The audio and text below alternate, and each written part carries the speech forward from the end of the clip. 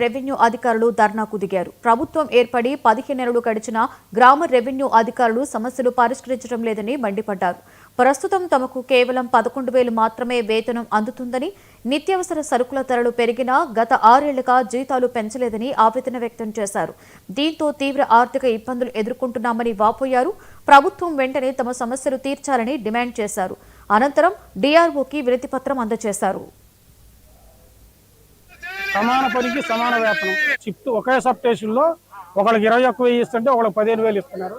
అలాగే గత ప్రభుత్వంలో నియమించిన గ్రేడ్ 2 జేఎల్ఎంలకి గ్రేడ్ 2 నుంచి జేఎల్ఎంలుగా పర్మనెంట్ చేయాలని, అలాగే మాకు 4 డిఎల్ బకాయిలు ఉన్నాయండి, తక్షణం 4 డిఎల్ విడుదల చేయాలని పర్మనెంట్ ఎంప్లాయీలకి.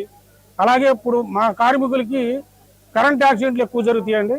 ఏ హాస్పిటల్కి వెళ్ళినా 1,00,000 2 లక్షలు కట్టితే కానీ చేర్చుకోవట్లే యాక్సిడెంట్ అయిన కార్మికుల్ని.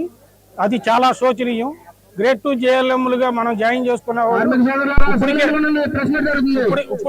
ఇప్పటికే రాష్ట్ర వ్యాప్తంగా 150 నుంచి 200 మంది వరకు యాక్సిడెంట్ అయ్యారండి.